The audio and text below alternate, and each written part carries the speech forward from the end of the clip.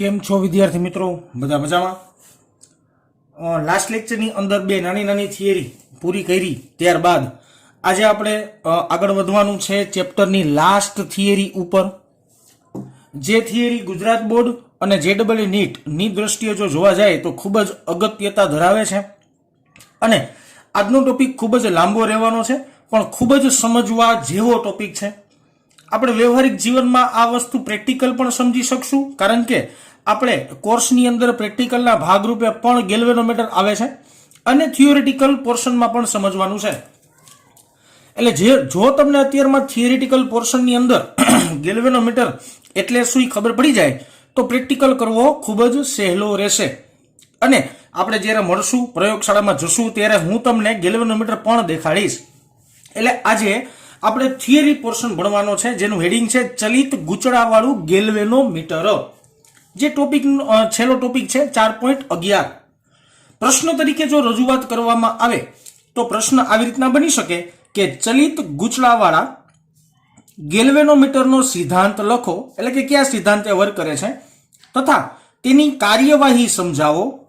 ઉપરાંત પ્રવાહ સંવેદિતા અને વોલ્ટેજ સંવેદિતા સમજાવો. જો ખાલી કાર્યવાહી સુધીનો પ્રશ્ન આવે તો 2 માર્કમાં પૂછી શકે, પણ જો પ્રવાહ સંવેદિતા અને વોલ્ટેજ સંવેદિતાનો ઉમેરો થાય તો આ પ્રશ્ન 3 માર્કની અંદર ગુજરાત બોર્ડની અંદર પૂછી શકાય. મેં સૌથી પહેલા તો અહીંયા 2 આકૃતિ દોરી છે.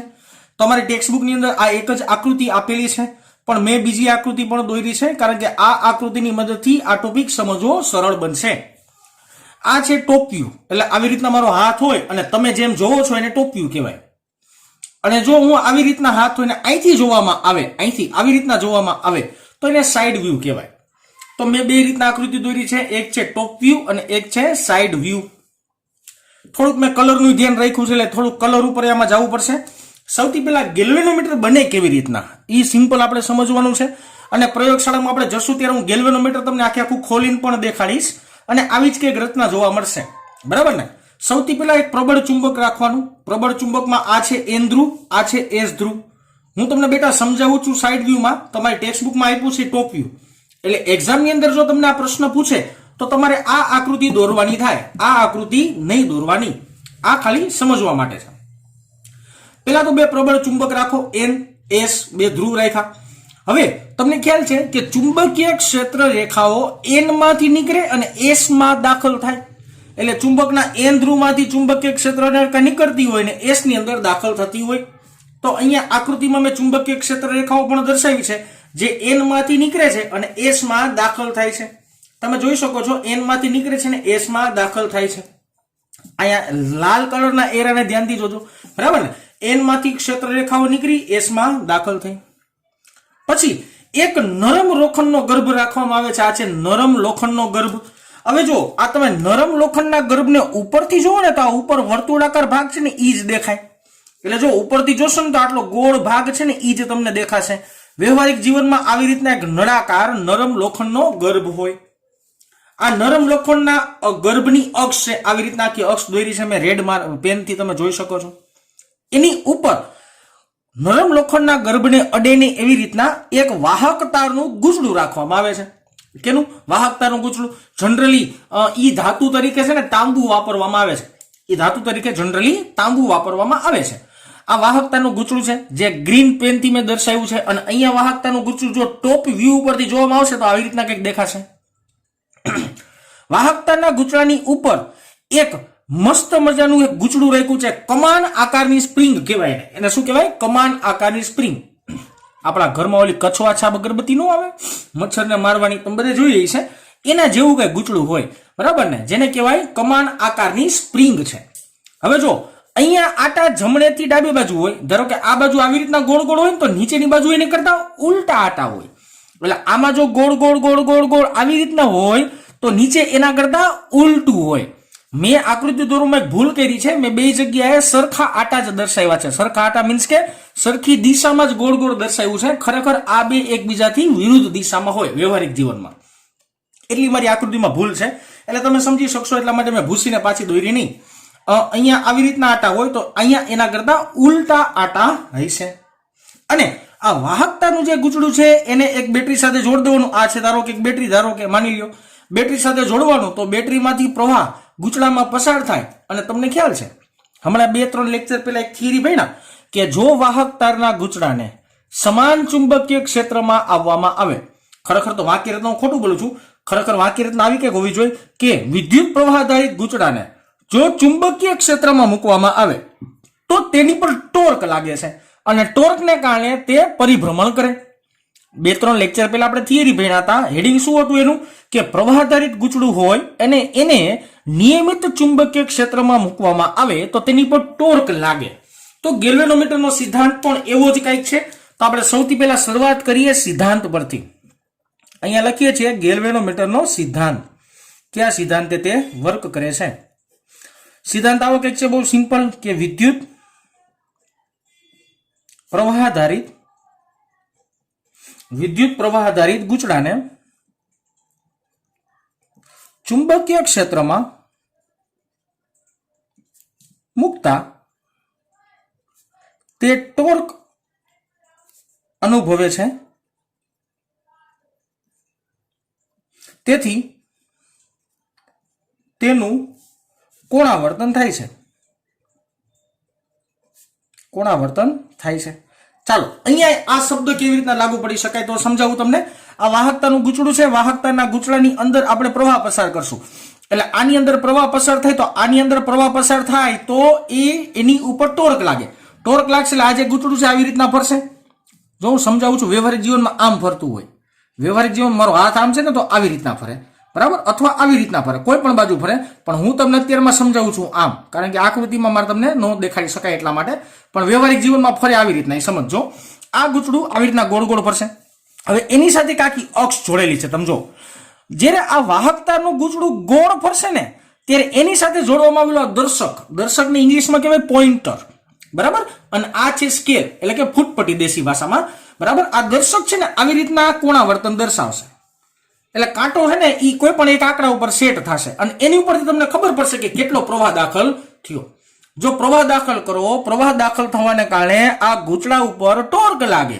ગૂંચળા ઉપર ટોર્ક લાગવાને કારણે આ ગૂંચળું પરિભ્રમણ કરે અને આ ગૂંચળું જેમ પરિભ્રમણ કરશે તેમ દર્શક પણ આગળ પાછળ ફૂટપટ્ટીમાં ફરશે અને જેમ ફરશે એની ઉપરથી આપણે અવલોકન કરશું કે કેટલો પ્રવાહ પસાર થયો. તો આવા કંઈક લોજિક ઉપરથી ગેલ્વેનોમીટર આખું કામ કરે છે. કલર જોજો, આ બ્લેક કલર છે તો ઉપરથી જોશો તો તમને આ એક જ ગૂંચળું દેખાશે. વ્યવહારિક જીવનમાં 2 ગૂંચળા હોય. નરમ લોખંડને ઉપરથી જોશો તો આ એક ગોળો ભાગ દેખાય છે, ખરેખર ઈ નરમ લોખંડનો ગર્ભ ઈ નળાકાર આકારનો હોય. આ જે ગૂંચળું છે એ ગૂંચળું ઉપરથી જોતા આવી રીતના તમને લાગશે, બરાબર ને. એટલે આ છે સાઈડ વ્યૂ, એક્ઝામમાં નથી દોરવાનું. આ છે ટોપ વ્યૂ, આ એક્ઝામમાં દોરવાની આકૃતિ થાય. ઓકે, સરસ. ચાલો, તો હમણાં મેં તમને જેમ વાત કરી કે તમે જેમ ગૂંચળામાંથી પ્રવાહ પસાર કરશો તેમ ગૂંચળા પર ટોર્ક લાગશે ને ટોર્ક લાગવાના કારણે આ દર્શક કોણાવર્તન દર્શાવશે. તો અહીંયાથી જ આપણે સૂત્ર તરફ આગળ વધીએ કે ધારો કે n આટાવાળું આ જે ગૂંચળું છે એ n આટાવાળું મેં ધારેલું છે અત્યારે કે n આટાવાળા ગૂંચળામાંથી પ્રવાહ I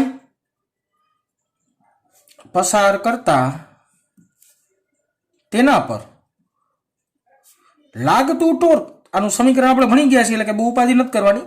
લાગતું ટોર્ક, ટોર્કનું આપણી પાસે સમીકરણ છે tau is equal to n I a b sin theta. એની પર લાગતું ટોર્ક કેટલું હશે? n I a b sin theta. જ્યાં વિદ્યાર્થી મિત્રો આ થીટા એટલે શું? તો કે આ a અને આ b વચ્ચેનો ખૂણો. થીટા એટલે શું થાય વિદ્યાર્થી મિત્રો? a અને b વચ્ચેનો ખૂણો.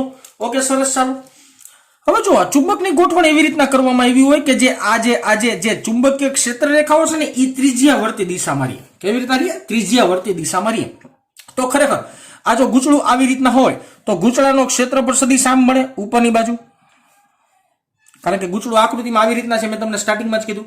તો એનો ક્ષેત્રફળ સદિશ આવી રીતના ઉપર દિશામાં મળે અને ચુંબકીય ક્ષેત્ર તો ખરેખર n થી s આમ છે, તો ચુંબકીય ક્ષેત્ર આવી રીતના મળ્યું.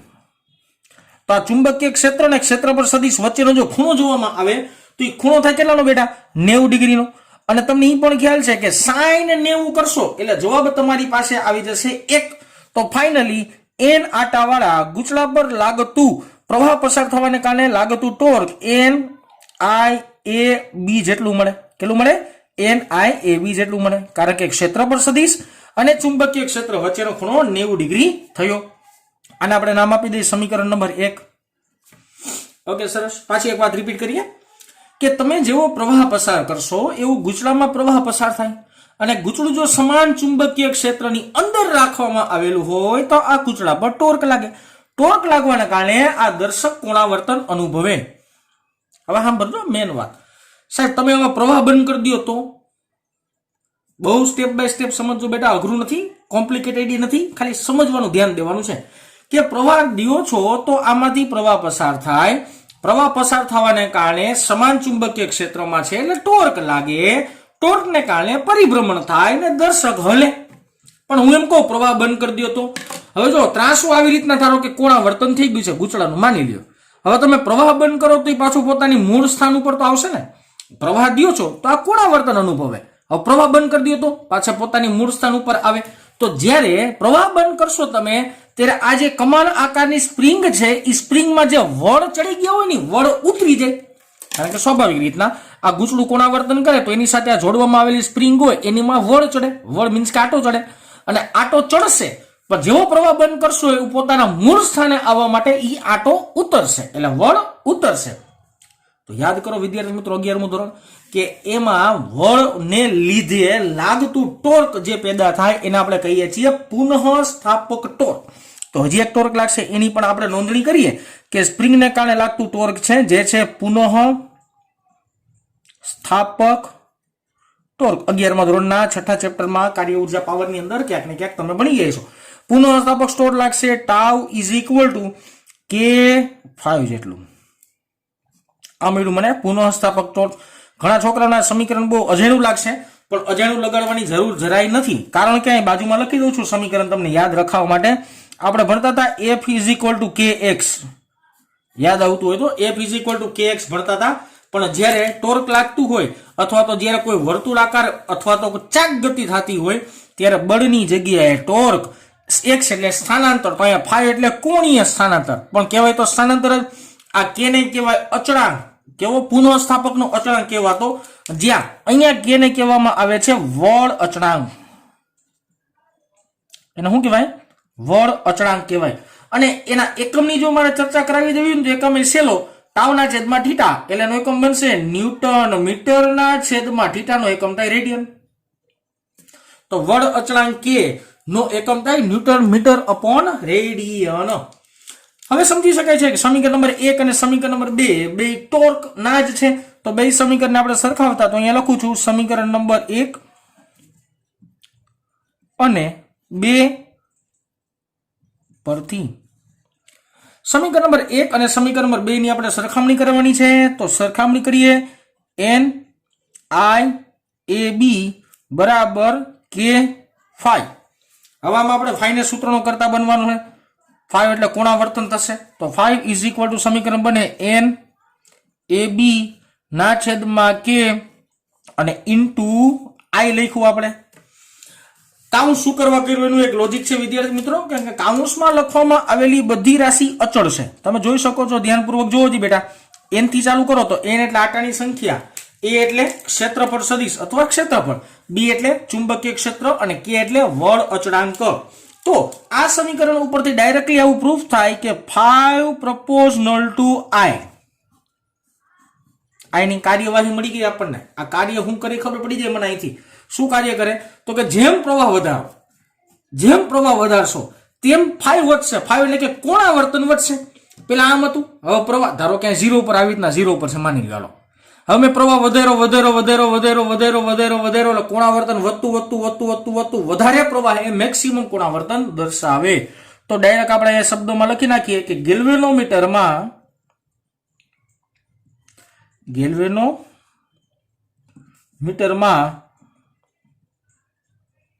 દર્શકનું કોણાવર્તન એ તેમાંથી પસાર થતા પ્રવાહના સમપ્રમાણમાં હોય છે.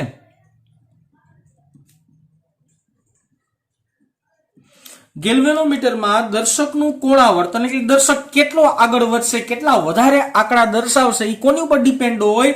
નાખવામાં આવતા પ્રવાહ ઉપર. તો ગેલ્વેનોમીટરનું સિમ્પલ વર્ક શું આવી ગયું બેટા?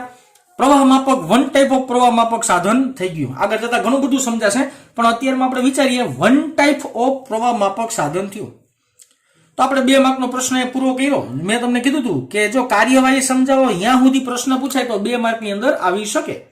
પણ આપણે ચર્ચા કરવાની છે પ્રવાહ સંવેદિતા એટલે શું અને વોલ્ટેજ સંવેદિતા એટલે શું, એના માટે પણ ચર્ચા કરવાની છે. તો સૌથી પહેલા તો તમને થોડો કઈ ભાગ કરી દો અલગ અલગ, એટલે પ્રોબ્લેમ ન આવે. ઓકે, અહીંયા આપણે પહેલો શબ્દ સમજીએ વિદ્યાર્થી મિત્રો, જેનું નામ છે પ્રવાહ સંવેદિતા.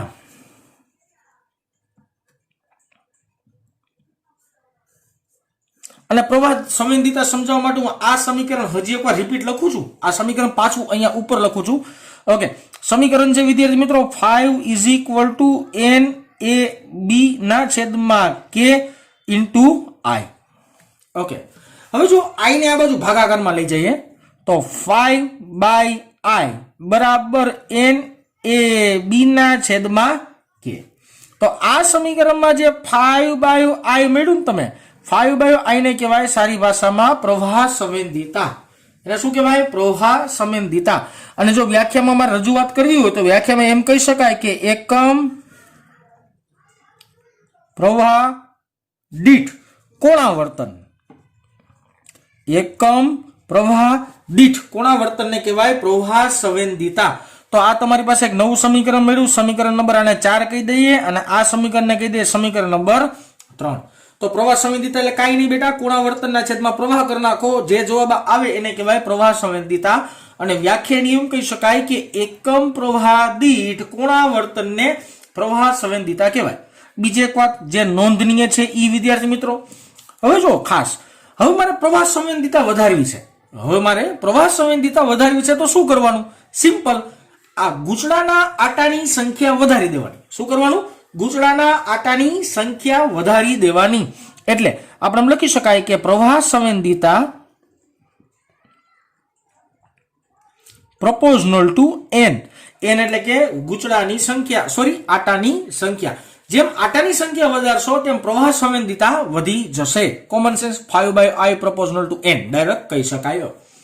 બીજી એક વાત, જો આના એકમની મારે ચર્ચા કરવી હોય તો આનો એકમ પણ સિમ્પલ બનાવી શકાય બેટા, કે 5 એટલે કે કોણાવર્તન છે. કોણાવર્તન એટલે કે કોણીય સ્થાનાંતર એક પ્રકારનું થયું તો રેડિયન બાય એમ્પિયર. એનો એકમ શું બનશે? રેડિયન બાય એમ્પિયર મળશે. તો આ ચર્ચા થઈ વિદ્યાર્થી મિત્રો પ્રવાહ સંવેદિતા વિશેની. હજી આપણે એક શબ્દ સમજવાનો છે જેનું નામ છે વોલ્ટેજ સંવેદિતા.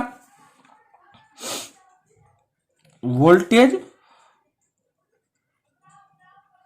સંવેદિતા.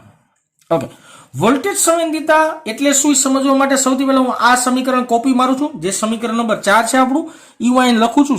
સિમ્પલ, 5/I બરાબર NAB ના છેદમાં K.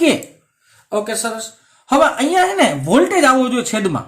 છેદમાં શું આવવો જોઈએ? વોલ્ટેજ. તો ઓહમનો નિયમ યાદ કરો, V બરાબર IR. તો મારે અહીંયા બંને જગ્યાએ ભાગાકારમાં R વડે ગુણવું પડે અથવા છેદમાં R વડે ગુણવું પડે. તો ફાઇનલી 5/V બરાબર NAB ના છેદમાં KR થાય. તો આ જે સમીકરણ મળ્યું, આ સમીકરણની અંદર જે 5/V વાળું પદ છે એને કહેવામાં આવે છે વોલ્ટેજ સંવેદિતા. અને વોલ્ટેજ સંવેદિતાની મારે વ્યાખ્યા દેવી હોય તો એમ કહી શકાય કે એકમ વોલ્ટેજ દીઠ કોણાવર્તનને, એકમ વોલ્ટેજ દીઠ કોણાવર્તનને વોલ્ટેજ સંવેદિતા કહેવાય છે. ઓકે, પછી અહીંયા એક વાત સાહેબે કીધી જે ધ્યાનમાં લીધી હોય તો, પ્રવાહ સંવેદિતા જેમ વધારવી હોય તો આટાની સંખ્યા વધારી નાખવાની. પણ અહીંયા વોલ્ટેજ સંવેદિતા વધારવી હોય તો આટાની સંખ્યા નહીં વધારવાની. કારણ સમજાવું? જો તમે આટાની સંખ્યા વધારી નાખો, 10 આટા હતા ઉદાહરણ તરીકે માની લો, હવે તમે 20 આટા કરી નાખ્યા, બરાબર છે? એટલે તમે કર્યું હું ફાઇનલી તો કે આટા જે હતા એના કરતા ડબલ કરી નાખ્યા. 10 આટા હતા પણ હવે આપણે 20 કર્યા. તો પેલા અવરોધ ધારો કે 2 ઓહમ નો હોય ને અને 20 આટા કરું ને તો અવરોધ વધી જાય, પાછો અવરોધ વધે, છેદ વધી જાય. તો વોલ્ટેજ સંવેદનતા વધારવા માટે આટાની સંખ્યા વધારવાની નહીં, કારણ કે જેમ આટાની સંખ્યા વધશે તેમ અવરોધ પણ બદલશે અથવા તો અવરોધ પણ વધશે. હવે આપણે એની ચર્ચા કરવાની છે વિદ્યાર્થી મિત્રો આના એકમની. તાનો એકમ કરી શકાય 5 એટલે એનો એકમ થશે રેડિયન અને છેદમાં V એટલે વોલ્ટેજ એટલે કે વોલ્ટ, એનો એકમ થાય વોલ્ટ. તો આ મળ્યો તમને વોલ્ટેજ સંવેદિતાનો એકમ.